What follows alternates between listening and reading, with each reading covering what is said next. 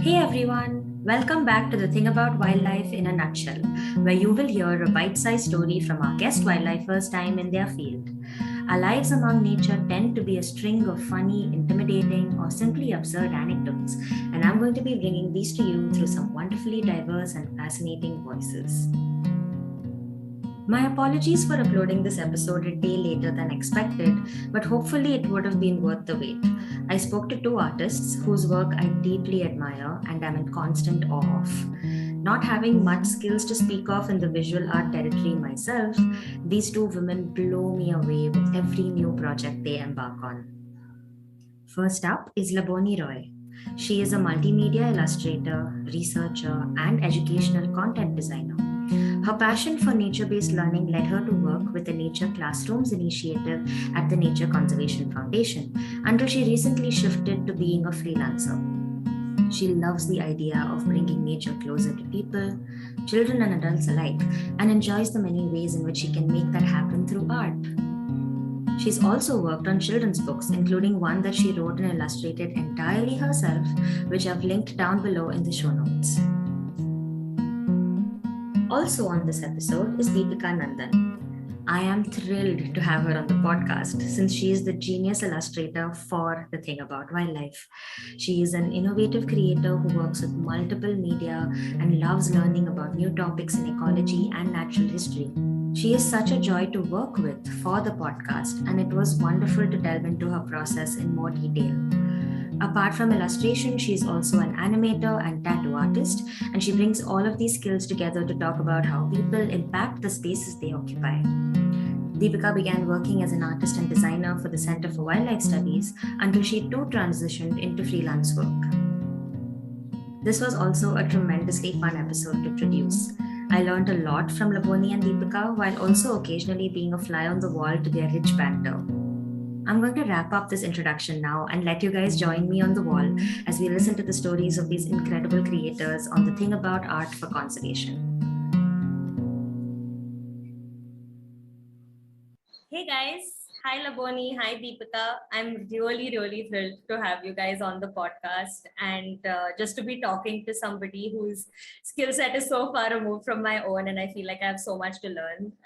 And I'm very excited to be talking to two people at the same time and get more perspectives in. So welcome. It's so nice to have you guys here. Thank you so much for having us. And this is like such an interesting experience because I've been listening to this podcast now since it's been coming out and like just hearing so many different perspectives about the conservation sector and people's like lives working in this space. And it's so exciting to be able to kind of contribute to that and be part of it. And of course, have longer conversations with you, Ishika. Yeah, Thanks me so too. much. I'm so excited that like I don't know, like I listen to the podcast every week while I create artwork for it. So it's so amazing to actually be part of an episode now and to share it with Laboni because I respect her work so much. So that's amazing.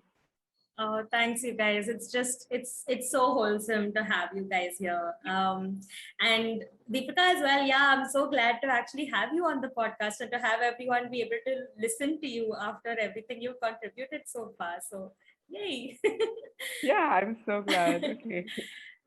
Okay, so I'm gonna start us off with the usual question which I've asked everybody who's come on the podcast so far, which is just how you got to where you are. And I think I'm particularly interested to hear what you guys say because you probably haven't taken the stereotypical route that most of the guests probably have gone through, and I'm sure your trajectories were a little different. So why don't we start with you, Laboni?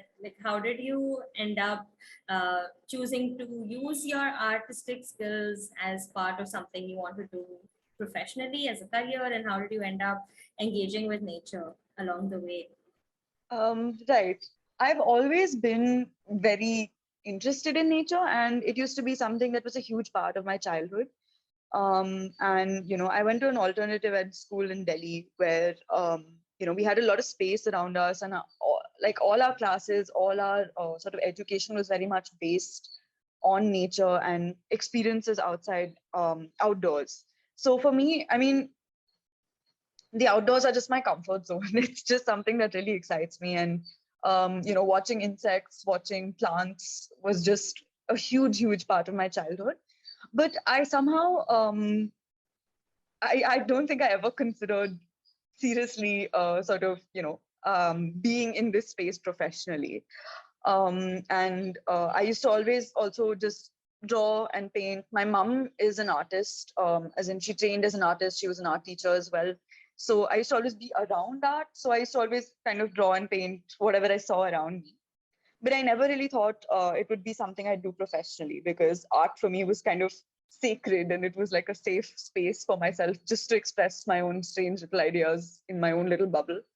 And Yeah, I think I mean, even when I went to college, I studied sociology and anthropology, and I studied, I mean, with a focus on environment, because that was a cause that was interesting to me and was something that was very dear to me. I studied waste management and sustainable waste management, basically. Yeah, I mean, after that, I started working in, at a small organization in Delhi called So Good, which SOWGOOD, Sowing Goodness, which is an adorable name, where they do sort of, they teach kids about the environment through farming. And for me, that work was very much like a teaching sort of position. I was, creating their workshops and creating their educational experiences.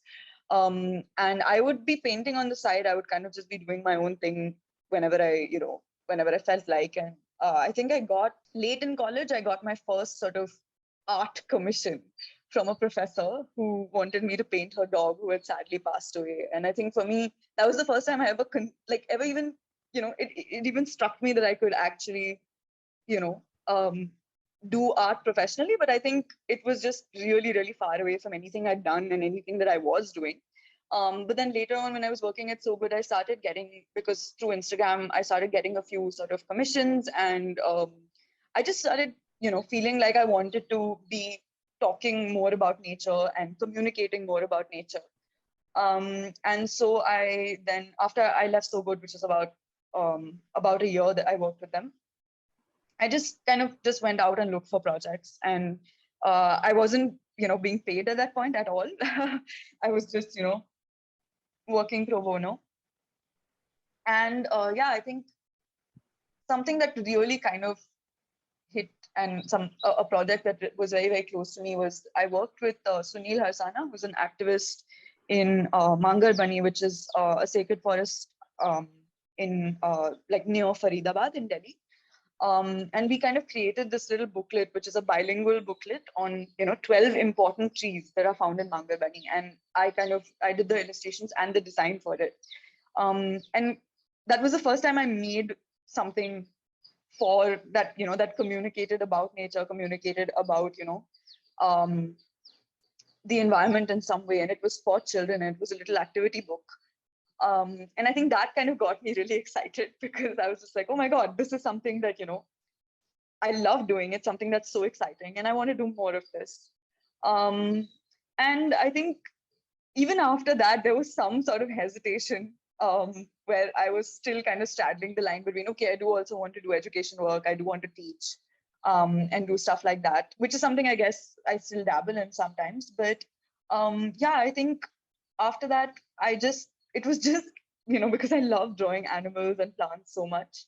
I kind of found my way to NCF, and NCF folks were very kind and welcoming to this strange, weird artsy person, and they really gave me space to kind of just, you know, I came in a research position, but I ended up doing all the illustration and design work for the nature classrooms team.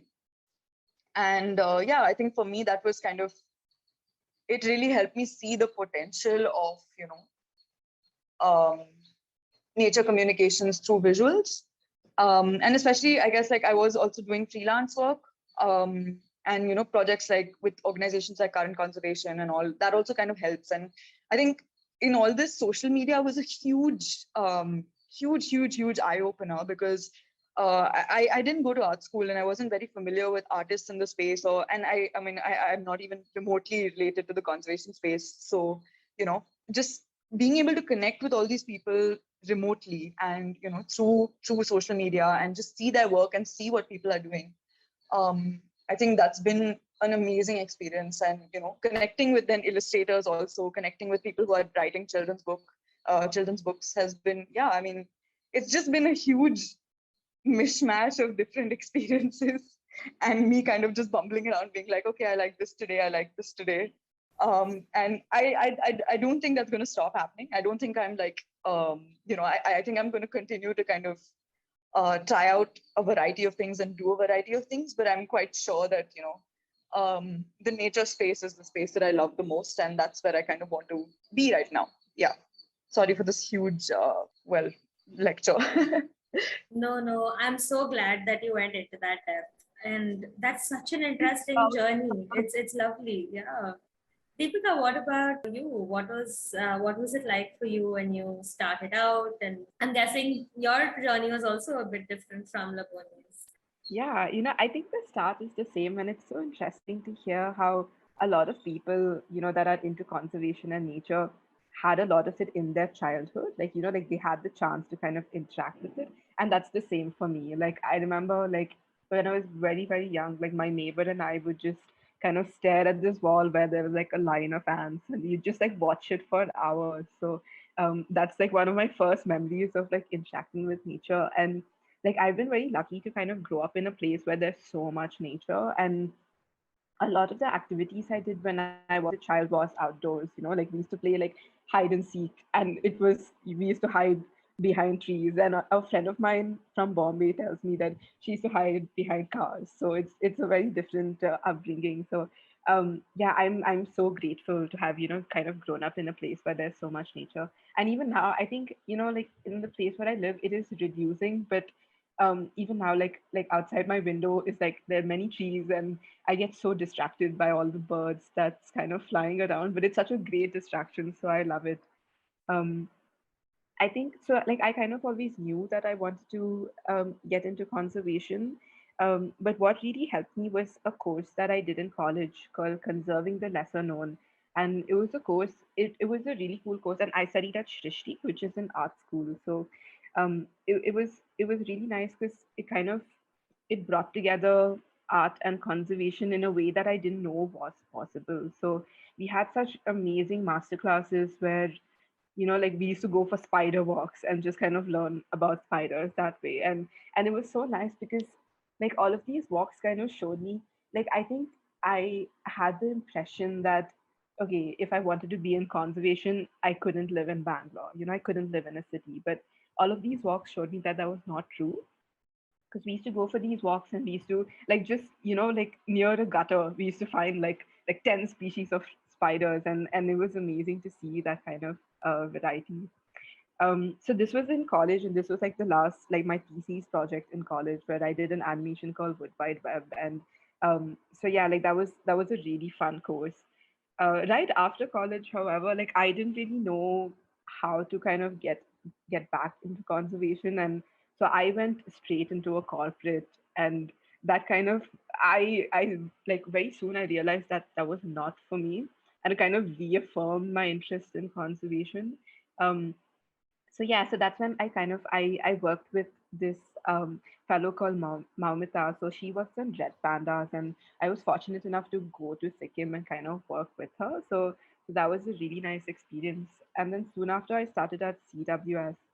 Um, and CWS was amazing because I learned so much about conservation, and I met so many people, including you, Shika. So yeah, it was a good experience. And I also learned so much about like field work, and like I got to go on field so many times. So I think for me, like that's like the start of my conservation career, like CWS. And then now I like I now I freelance, and I think it's great because I get to work with different organizations in like very creative ways. So I have a lot of fun with it.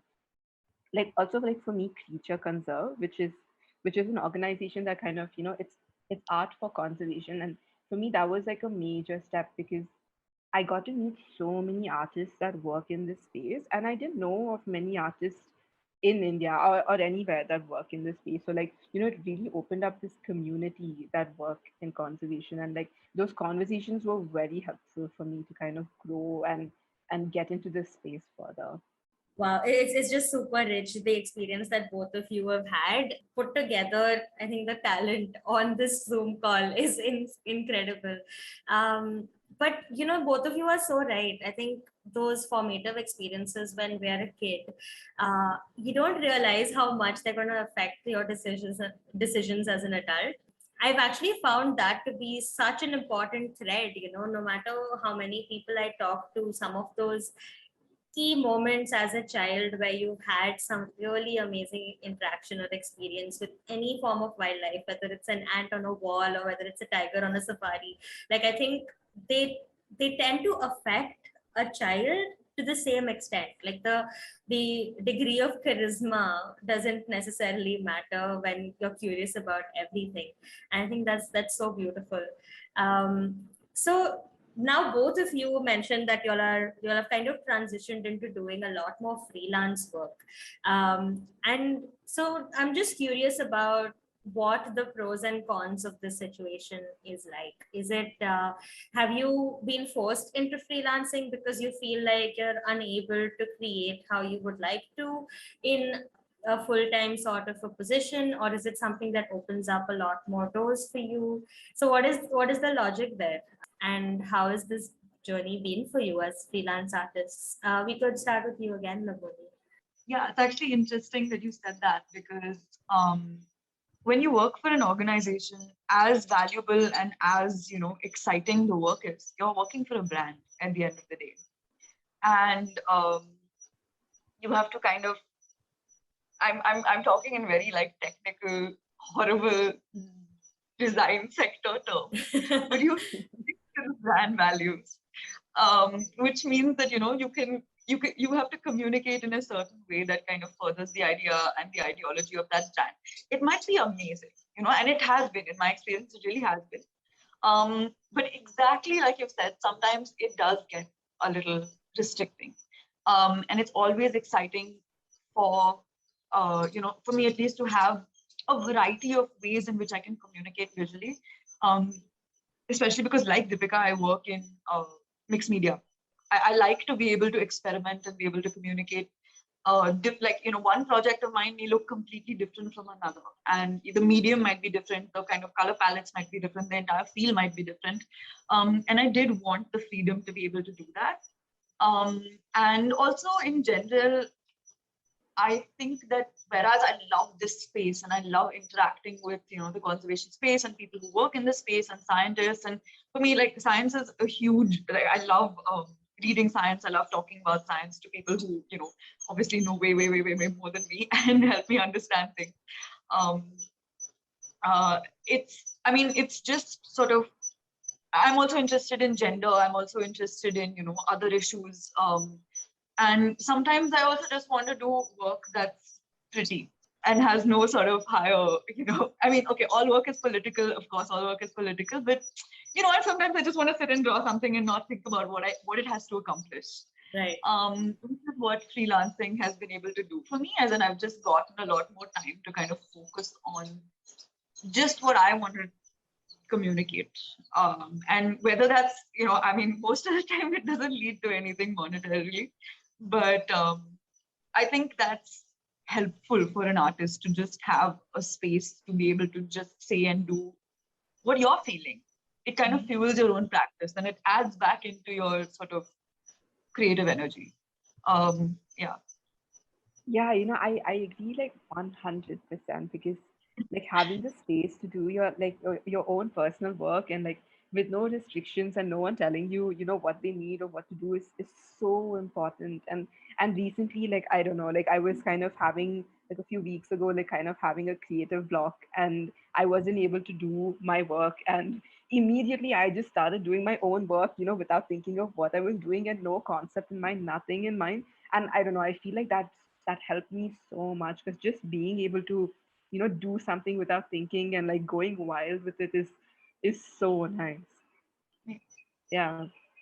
I don't know, I think like the other things with freelance is I like a huge thing while like I mean I still kind of struggle with the balance of personal work and work for clients because I think like personal work really shapes I don't know, it helps me evolve my art. And I think it's so important to kind of keep that and, keep practicing that as well.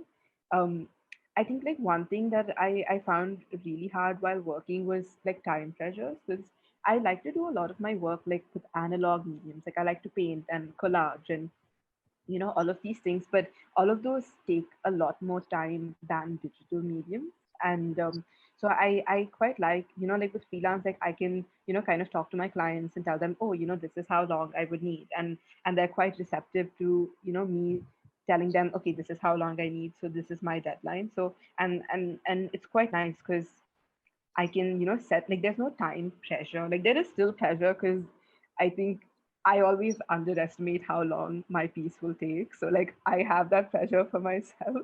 Um, but yeah, so but it's nice. Like I like having, the chance to be like, oh, this is the style that I want to work in because it makes sense and this is how long I'll need. So yeah, freelance that way has been really nice. I don't So think any of us have kind of um like I don't know, I think freelance is also very challenging. Like I kind of struggle with again, like like with personal work, I really like that I can do personal work, but like the balance between making enough money to live versus just like doing art is, I think it's a really hard balance to attain.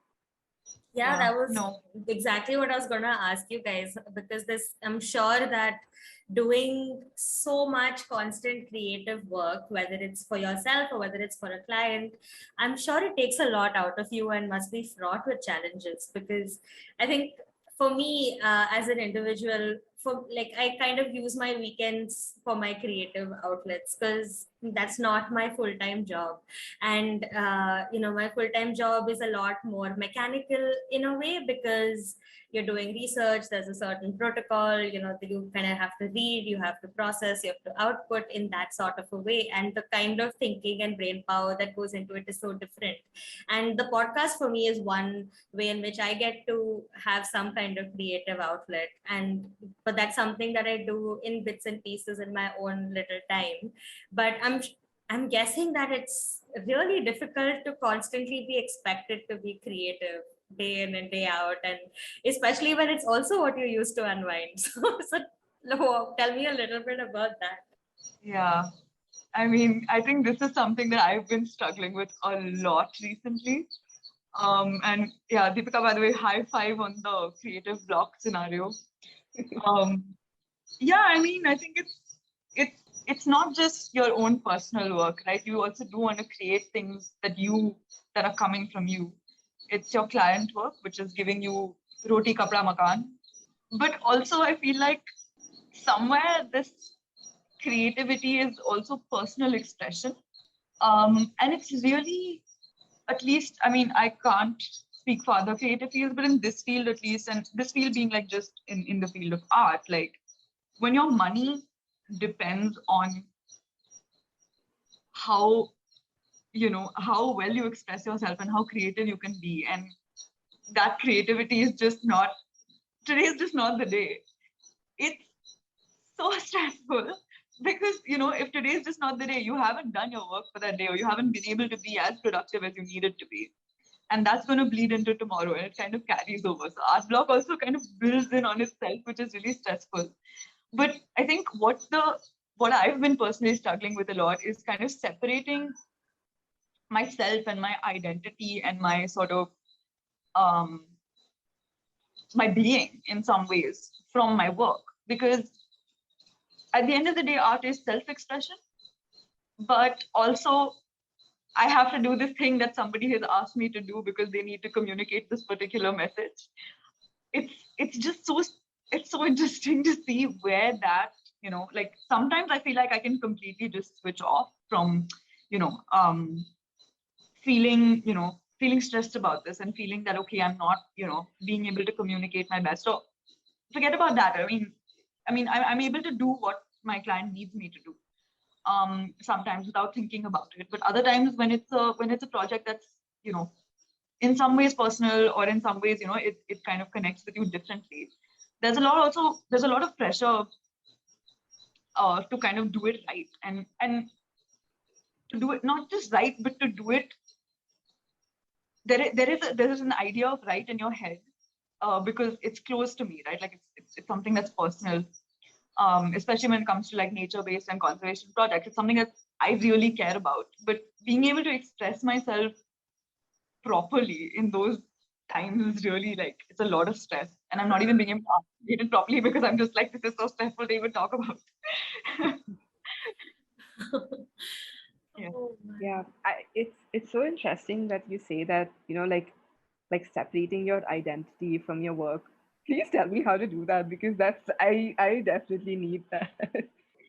Yeah, like I mean, this is like one thing that makes me really sad. But like I have thought about, okay, do I not want to do this for my career, because it's so draining to do this for my career, because I enjoy it so much. And a lot of people talk about, oh, you've made your passion your career, and that's so amazing.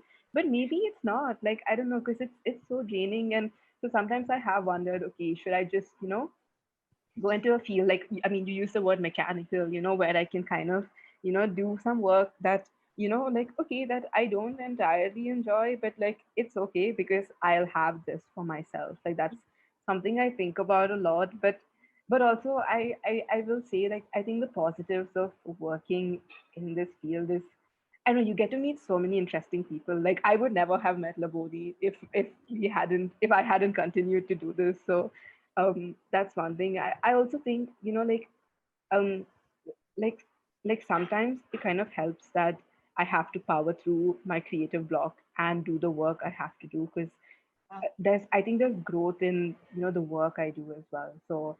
Um so in that way I think it's nice. And yeah, I don't know, with the creative block, and like I completely like resonate with like what Laboni said of, like some days you have like you can't do the work, that you can't be creative, like you can't draw, and like it carries over, like it really, like, yeah, it is kind of like a deathly spiral in that way. So that is challenging. And I'm still kind of, I think that's like a process that's going to be there like forever. It's like this is going to keep happening. You kind of have to keep like pushing through. And I think that's something that won't change for an artist ever. But I think I'm slowly learning how to deal with it. Like just I remember like last year having like a major creative block, and I didn't draw for weeks or like months even, like because I didn't know how to get out of it. And everything I drew, like there was so much pressure on, oh, this has to be good, otherwise my creative block will go further down. And now I at least don't pressure myself in that way, because like recently when I drew, I was like, oh, it doesn't matter. Like no one is going to see this, so it can be so shitty. So it doesn't matter at all. So yeah. Yeah. No, I mean, I think it's just amazing to hear from another artist like how they deal with this.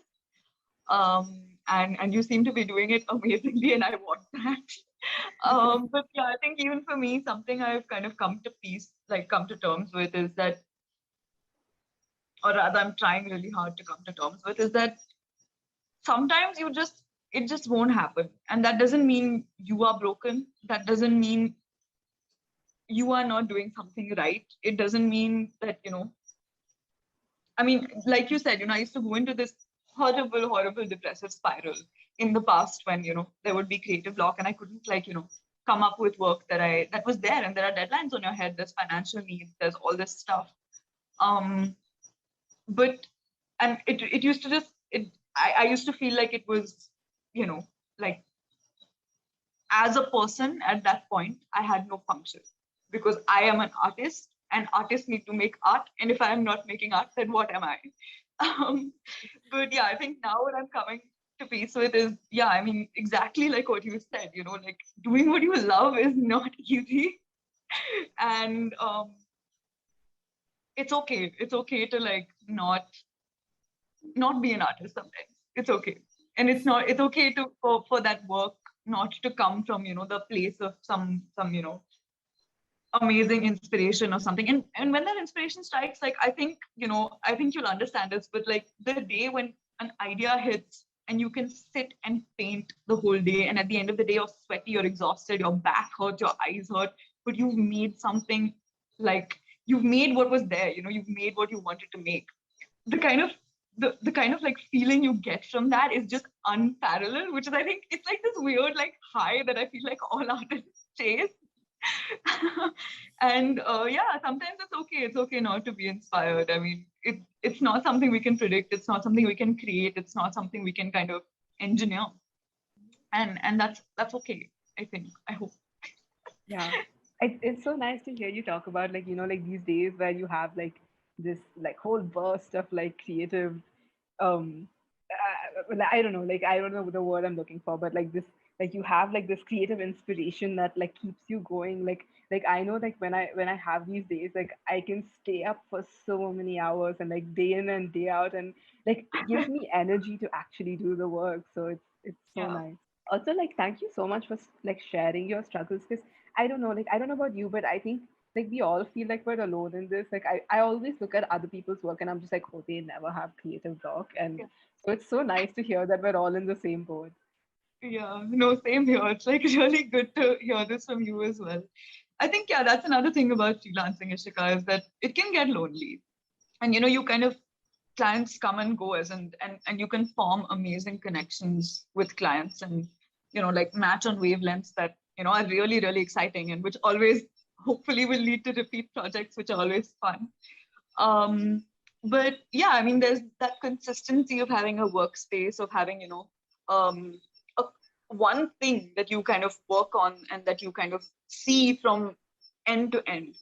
And you see, you see yourself create the resources, you see them being implemented, you see the ground impact, you see the impact assessment at the end of the year, whatever. That feeling is, yeah, I mean, it's definitely difficult to kind of access that in as a freelancer. And it is a lonely space, I think, because I feel like the only people who understand really what's going on and who you can really talk to, um, and feel like and get advice from also are other freelancers. But it's, we're all kind of in our own little bubbles, and it's sometimes hard to access. And I think, especially in the last couple of years, the most helpful thing for me professionally has been being able to connect with other illustrators, not necessarily in the conservation space, but just make other illustrator friends, through social media, through whatever meetups, through whatever, and just talk to them about. And it needn't even be stuff like this. It's literally like, does this color look better, or does this color look better, or is this piece working, or do I need to rework it? Just getting feedback, because I feel like feedback from clients is really, really different than feedback from an artist. And I think having people in your life, who are artists, who are looking at a piece visually and are looking at it through, are appreciating it through that lens, rather than, is this doing what I need it to do, um, is just has been ridiculously helpful. Like, it's been the most amazing thing, and I'm so happy that I have a couple of friends that I can reach out to and ask for just purely artistic advice. Whether it's for a project, whether it's for something I'm making myself, or anything like that. It's just, that's, I think, been the most helpful thing. Um, I have so much to process from these answers that both of you have given me right now. And I think it's so fascinating for me to listen to this, because on one hand, there are some things, some threads I can pull at where I find that things are a bit relatable, when it comes to picking to do your passion as your career, which is something that I think a lot of people who get into the wildlife spaces have to deal with, because there is often this now pretty outdated idea of rite of passage, where you struggle for some years, you don't earn any money. And sadly, in many organizations, this is still very true. And I think it is our generation that's trying to break out of that system. And I really hope it gets better. But that is always kind of there, when you end up doing what you truly, truly love for your career. It does become difficult, because say, even in what I do, I utterly love watching primates and studying their behavior. But what it actually means in the field is waking up at the crack of dawn, going into the field, doing absolutely repetitive work, right? And it can get very mundane. It's not like you're euphoric every moment of the day that you're doing that. Sometimes you're just getting through the day, even though you're doing what you love. So I think that way there are some parallels that I do see from what you guys were talking about. But then, of course, there is that other end of the spectrum where I've never had that insane creative burst where I just kind of keep going nonstop. And I wish I knew what that felt like because it sounds amazing. But yeah, but of course, like I think another one of those parallels is just how isolating some of these things can be. Also, coming to one of the other things I wanted to talk to you guys about, which is now a lot of NGOs and organizations are starting to collaborate a lot more actively, a lot more continuously with artists like yourselves, because a lot of places that engage in conservation through any means, whether it's education, outreach, even just creating posters every now and again. And it can be something as simple as even needing to fill a position in a NGO, and you need to create a poster that says there's this position available. You do need a designer, you do need an artist, and now we are seeing a lot of organizations working with people like you, and both of you have done that kind of job before as well. But like you said, it's isolating, right? There'll always be one artist in a whole organization, and you kind of bear the weight of all the creative outputs that need to be yeah, that need to be created for that one particular organization, which I'm sure is probably an insurmountable task, but somehow you guys have managed to do it for the periods of time that you were affiliated with these organizations. So what are some of the good and bad challenges there as well, being affiliated with these places? I'm sure there's also a lot of just misunderstanding about how this process is. So I think I've asked you many questions right now, but we can take it one by one. So yeah, I think the first thing that comes to mind is like brand values and guidelines, like how Laboni mentioned a while back. Because I think that's I mean, it is important for an organization's growth, uh, but it's I mean it's not very fun to stick to. So that's one thing, and I think also like a lot of communication with an organization involves selling their programs or selling the work that they do, because um again, like at the end of the day, it is like a business, and you need it to, like, you need money to kind of run, and like all of those kind of things. So um I would much rather do like pure science communication, where like I find like such an interesting fact and I want to communicate about that, and that's not always what you get to do in an organization. And I mean, that's not something that you always get to do while freelancing as well. Like, I think that's where like personal work comes in, where you find this such an interesting thing, and no one is going to pay you to like say that or like communicate about that. So you kind of have to do that for yourself.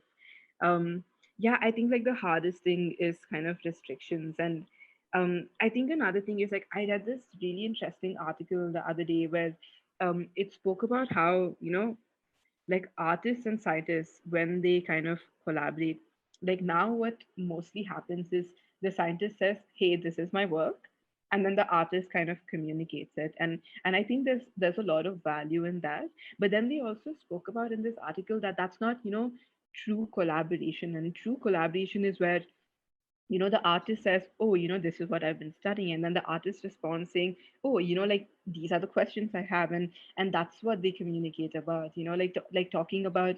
And I think there's so much value in that. And I think so, like, there's an example that I know, and um I mean, I think I need to be fact checked on this, so I will just say that as a disclaimer. But like, I know in Africa, when they were kind of, looking at human elephant conflict there, like there was like a set of designers who kind of thought of a product, because they used to do like this chili paste thing where they used to burn that, so the smell used to keep elephants away from crop fields. And it was a set of like product designers that kind of came and saw this intervention. And then, but the flame, I think, used to go out very soon, so it used to not last for the whole night. But they saw this and came up with an intervention that would leave the flame burning for longer. And I think, without them being able to see this, or if someone had just explained saying, oh, this is the problem, this is the solution, and I think it would have been really hard for someone to come up with this design. So I think, that true collaboration is still something that's missing. But I'm hopeful that it will come about, because I think there's a lot of young scientists like you included, right? Like you, like just starting this podcast, and even current conservation, I think the work that they do is so amazing. So I'm very hopeful that this kind of true collaboration will begin soon. I mean, I do see it happening in places though, and I think been very, very lucky to have, uh, you know, projects where I work with scientists or work with researchers who are actually also kind of willing to, I mean, that's a sad way to put it, but willing to give me a voice as well. Not just as a, as a tool to communicate their research, but actually kind of have an artistic sort of angle and voice to the article, or to, whatever the output is. Um, and yeah, it's a very, very different feeling from, just being handed some content and being like, here, make drawings for this, and it needs to go out next week, and go go and sit at your desk. Yeah, I completely agree. Yeah, I attended this workshop once, and that was a really nice workshop because it was led by an artist, and there was a scientist as well, kind of. And like through the workshop, like he kind of presented his work, and you were open to ask questions and kind of think about, hey, why isn't this being done, or why isn't that being done? And it was really nice to have that space to be able to think for yourself as to the challenges, and then kind of question the scientists, and then you would understand a lot more. So like I feel like that workshop was it was structured very well, and I will say that that workshop was by Creature Conserve as well. So I really recommend that the audience check Creature Conserve out because they're an amazing organization. They really Yeah, are. I think like one thing, like I mean this kind of is going off on a tangent here, but I think like I heard this one lady once say that it's unfair to put the way that art is perceived on the artist as well. And I really like that line, and I've never heard anyone say that before. And I feel like that's so important because I think as artists, you kind of set off with, oh, this is what I want to communicate, these are my aims with this piece, but not everyone gets it, and not everyone will. And I think that's something that I struggle with because like I talk to like five people, out of which maybe two don't get it and one doesn't get it, and I start rethinking, oh, okay, I should have changed this entire thing. But I think that's something that I think with organizations and clients, I think is um, because like what I have in mind is very different from what they have in mind. So I think like like finding that middle ground is quite challenging. No, I so completely agree with you with regard to just needing that space for more meaningful collaboration between people who have such varied skill sets. And I think it's also just, it's quite humbling to know that both of you, and I know a lot of other artists are the same, where there's just this constant desire and willingness to learn more. There's so much curiosity, there's so much questioning. You both seem to really want to engage so much more with the science, you want to learn more, know more. And of course, that's not something you have to do. It's, like you were saying, you can just get a brief, you can get a job, churn it out, but you don't want to just be that tool of creation. You actually want to go that extra mile and engage with the material.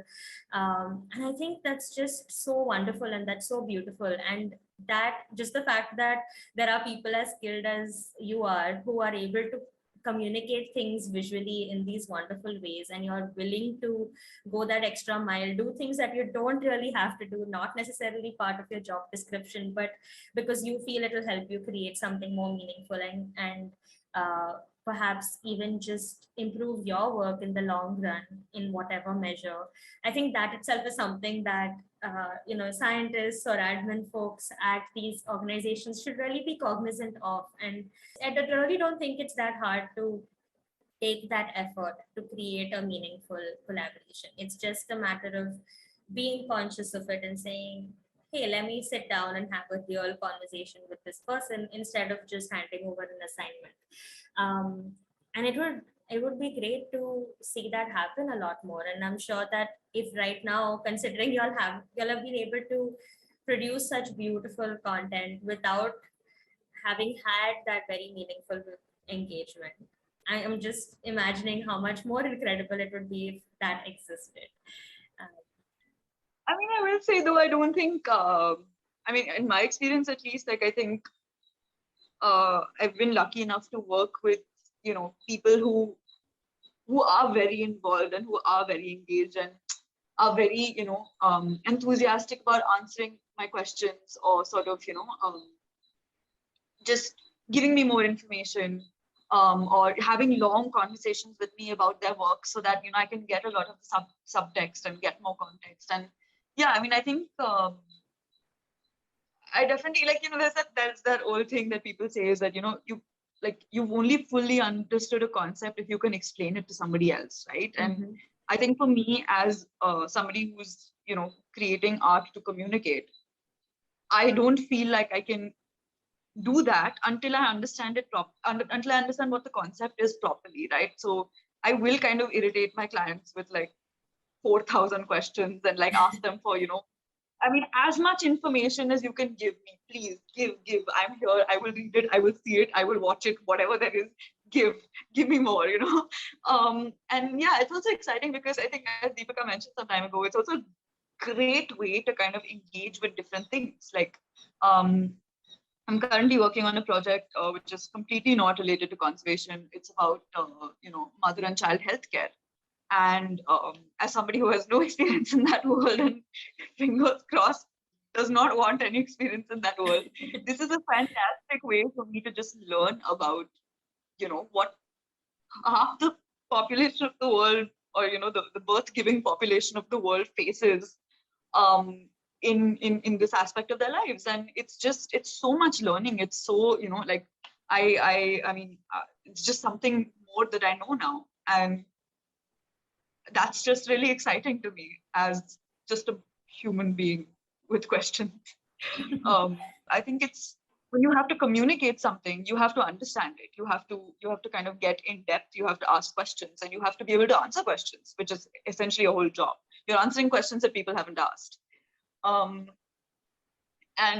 yeah, to do that, you have to really it won't work properly unless you get into depth in those spaces. And I think you can see the difference in people's work when there's been meaningful engagement and when they've kind of just done it as a exercise and okay, we're taking this and we're just making a visual for it. Right. Yeah. That's it's good to know that there is some of that as well, though. And it's like, I know that I truly love it when I'm collaborating with somebody and they come back to me with a bunch of questions, because for me it's also really fun, because I'm like, oh, here is another human being that's taking an active interest in something that I'm crazy about, that I love talking about and engaging with. So I've always loved the fact that I've had somebody come to me with more questions and wants to know more, and that just makes my day. um, and yeah, I'm sure that there are many others like me who would be more than happy to be bombarded with questions and have to share more. I think that's a very exciting prospect. So that actually brings me to another question, which is, let's just talk about the actual process of creating, right? When you are working with a client, whether you're working with an NGO, whatever it is, this is a time consuming process, of course. And there is often this crazy misconception that, oh, if you can draw, you can churn out stuff in no time, and we can give you 5 projects to do in a day, and let's have this by the end of the week. And I've seen that happen. I'm sure at some point I may have thought the same before. I had artist friends who kind of drilled it into me that, hey, this stuff takes time. um, so walk us through the actual process of creating and just how much work and effort goes into this stuff.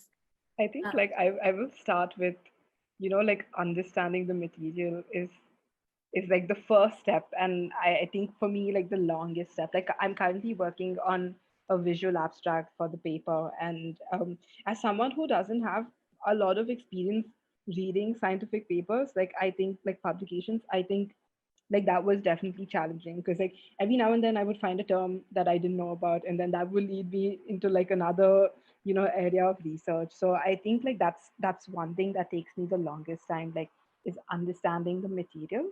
and then thinking of the best way to communicate it, thinking of a way to, while, because I think like curiosity is contagious, right? Like if you can see that on your artwork, then you want people to kind of be like, oh, I wonder what this is, and then start googling it themselves. So I think finding that balance between how much to give away and like in what way to communicate it in so that it makes sense, but it's also like so exciting that you want the audience to kind of start wondering and thinking about these topics itself. So I think, yeah, like the understanding and like the planning um takes a lot of time, and I think that's where people um because it's like unseen time, so like that's where people don't really can't really tell how much time that takes. No, I mean, that's so real. Like, as in, even the estimation of time something will take. It's something, like after a point, I guess we worked for a while, we kind of have an idea of, what to say. But I still actually struggle sometimes with, giving an accurate time estimate because, for example, like when I was working on my children's book, um, I had a full storyboard ready. And I'd given it to them, and the Pratham team, and by the way, amazing people to work with. And they were like, they really liked it, they were excited about it. And one day I was out on a walk with my dog, and I just saw something, and it just led to another bunch of thoughts, and I was like, oh my god, I have a way better idea for this, but it's gonna like require me to call my editor and be like, hey, listen, scrap everything we've worked on for the last month. I have a better idea. But the amazing thing is sometimes you have clients who are like, cool, you know what? You're more excited about this. It's more true to the vision of what you want to communicate. Go ahead, fine, change it completely. It's okay. Sometimes you'll have clients who will be like, are you crazy? What are you saying? Please just finish what we discussed and give it to me by tomorrow. Which is, yeah, I think it's quite a, when you were saying, Deepika, about like coming up with a really good way to communicate something, I think that statement is just a black hole in the sense that I just, it's different for me every time. It's something that I can either sit and think, I can do sketches, I can kind of go for walks, I can just talk to people, I can watch like documentaries, YouTube videos, Google references. Like there's no one way, or there's no kind of way to say that, okay, this is how you come up with how to communicate an idea. It could just be, it could be something that comes like this. It could be something that you need to sleep on for like weeks, and then suddenly something will hit and it'll be mind blowing when it hits, because you're just like, oh my God, I've been sitting here waiting for this for so long, and suddenly something just sparked an idea. But it's just a complete, like, exactly what you said. It's this weird nebulous space where you're just thinking and processing and like consuming and waiting for it to all come back out in some way, which is going to make sense. But then just, I don't know, I feel like maybe I haven't figured it out yet. Maybe there's a better way to do this. But yeah, it's the most bizarre experience. It's really the most bizarre experience when you come up with an idea. it's it's so strange. There's no way to predict how it's going to happen. And just a week ago, you may be thinking something completely different. And yeah, thank you so much for asking this question, Ishika, because like we were discussing earlier about like how for us to be able to do this thing properly, we need to ask the people we work with, like whether it's scientists, researchers, whatever. We need to ask them about their work, about their process. And I really wish sometimes they asked us about our process, because that would be very helpful for everyone involved. Yeah, I mean, of course, I've had clients who are like, yeah, I think even very recently, somebody was like, okay, walk me through what you do.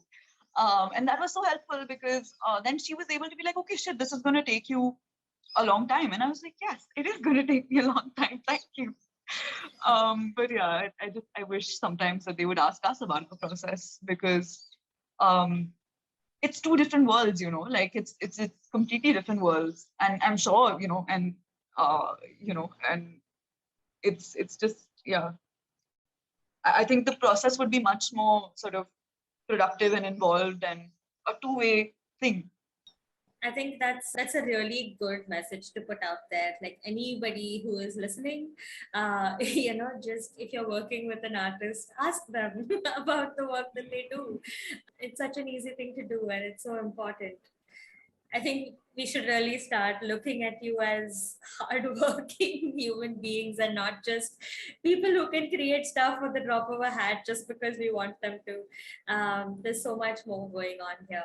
And I think, like you said, I've been so privileged and honored to have worked with some lovely folks and artists in small ways, either through the education work I had done or on side projects, or even this podcast where I get to work with Deepika every week, which is so much fun. And it's so exciting to see what she's going to come up with each week. I just love it. But it's also given me that little window into how long these things take. And including Ishan, who was also on the podcast a few weeks ago, we worked on a book together. And for me, it perhaps took me all of, I don't know if I add up all of the editing and writing time, not more than a month, right, of work on my part as a writer. But for the illustrators on the book, it was a 1 year process of doing drafts and of redoing artwork and reworking the palette and making little tweaks and changes. And even something as simple as, for example, if you were to change the dimensions of the book after you started working on it, it messes up everything. But I've seen people be like, oh, let's just go from this size to this size, and we'll just whatever resize the artwork. But Giving me anxiety. yeah, I've seen that process take 3 months even. um yeah, so I have been very honored to have a bit of a window into what that's like, and I have so much respect for it now that I've seen that in action. So thank you for sharing your process. I think that's super helpful. So I'm actually going to ask you also now about some more fun things, because I've made you guys mull over challenges for so long, and I want you guys to have a good time here. So tell me a little bit more about just which parts of the work that you do you just enjoy the most. Like, what is the medium you love working with? Keeping work and roti makan aside, and just all of the challenges. What are the mediums you love working with? What are things that you personally have fun with when it comes to art? Okay, so I have a lot of fun with working with materials. So for example, like I play with ceramics and steel and clay and like wire and like I do a lot of like sculptural things. So I really like making 3D things. Most recently, like I had a lot of fun because I took a trip to Naukachatal in Uttarakhand, and that's a town where there's like a big lake. Like Tal means lake, so like Naukachatal is a really big lake, and like I was like lucky enough to befriend some people who had boats. So we would just kind of like sit on boats and just draw, and that was really nice because like I would like pick up water from the lake itself and then paint with that. So I think that's something that I really enjoyed because again, like not thinking of what I have to do, but just kind of focusing on doing itself, and that process was really fun. Um, Other than that, I really enjoy like working with natural material because I think the outcome is just something that you never thought could like exist. Like so recently, like I worked with a lot of banana leaves, and I didn't know the way banana leaves would react with paint and like different things. But like that was a really fun process because I just like I went in with I mean, of course, I had like a slight idea of what I wanted to do, but other than that, it was just kind of playing and like experimenting with the process, which I think is very fun and also very rewarding. Oh, I really want to try that now. Banana leaves. That's a like really interesting idea. Please do. Yeah, it's so Yeah. fun. Oh, I'm still trying to think about this. I think, yeah, like you said, actually, I really love working with material. And so I don't know, nobody really knows this, but my Instagram page started off as a jewelry page. Like I used to make a lot of like jewelry with like beads and M seal and just found material and random things like that. That's something, I mean, I really like working in just a lot of different media together and just seeing what happens with it. And I think one project that it's really sad, but this was 2 years ago. It's really sad that it was this long ago. Was this illustration that I did with current conservation, which was like, it was paper cutting, it was like some kind of origami stuff, it was like a lot of weird texturing with like pastels and stuff. There was watercolor, there was like color pencil, there were beads involved because there were some joints.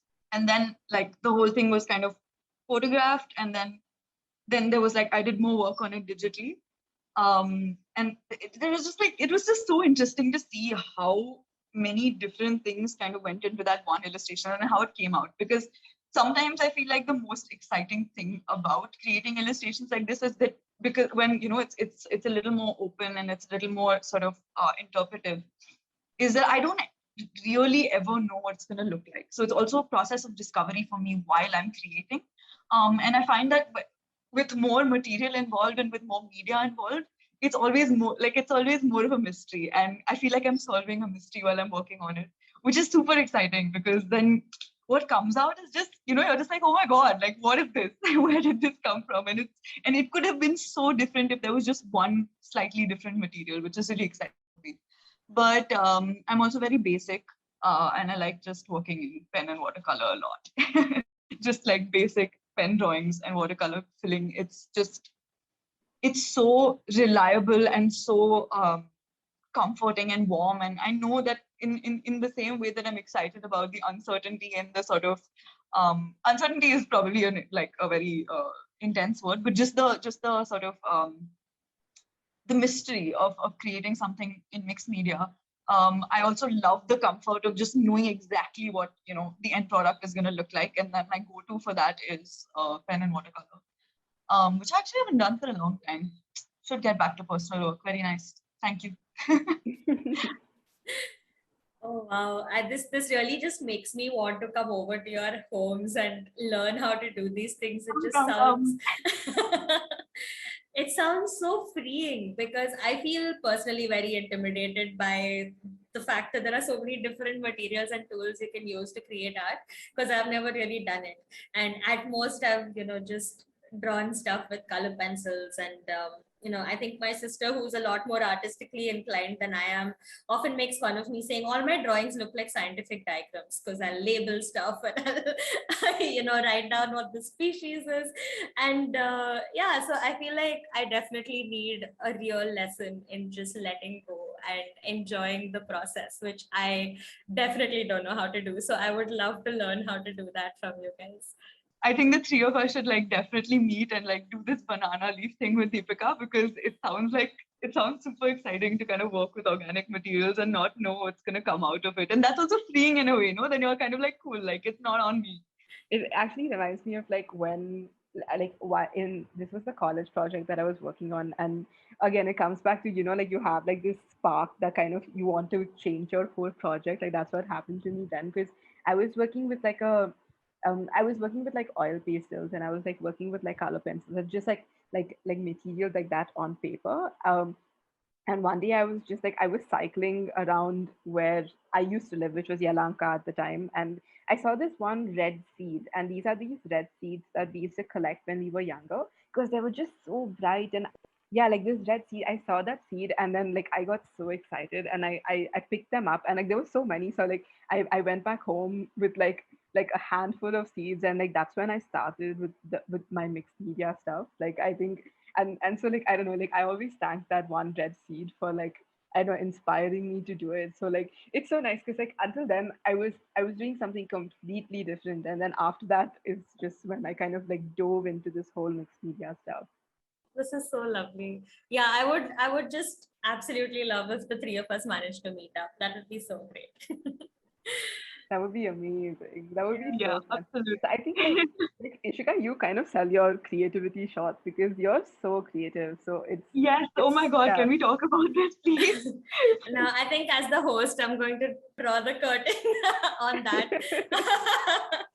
But no, today is all about you guys. But honestly, thank you so much for talking to me. And this has been such a fun conversation. And I feel like I've learned so much through this chat. And it's been great to have both of you here sharing your stories. Thanks so much. Thanks so much for having us. Yeah, like I've learned Yeah, so much from Laboni, so I'm so glad to have done this. yeah, me too. I mean, I learned so much from talking to you, Deepika. Like, it was really nice. And yeah, we should definitely like have more of these chats because it's just like we discussed, it's a specific and kind of lonely space, and it's really nice to be able to, have these kind of inspiring conversations with people who are, who are like thinking about what they're doing and who are like, actively working on kind of improving their practice. It's so exciting. And now I think I'm going to take my learning from this episode and be very gentle with Deepika when I ask her to create the artwork for this episode. You've already got that down, though. You're such a nice person to work with, so it's great. You make it easy Gentle but to. specific. Yeah, no, I think it's been a really interesting learning process for me, even with this. And considering, I think we get each other, so it's really nice for me to be able to say, here's an episode that I did, and here's what we spoke about. And it's so exciting to see what you come up with every time. And I don't think you Yeah, completely rid me of the need to be a control freak, or come back and say, hey, fix this, fix that, because I always just love what you come up with. that's great. I'm so But happy. I will also say that, like, just the podcast, I'm so glad you're doing this because I'm learning so much through this podcast, and just listening to the episode itself gives me so much inspiration to create what I create. So, oh, this that just makes my day. Thanks. Thanks, guys. Thank you.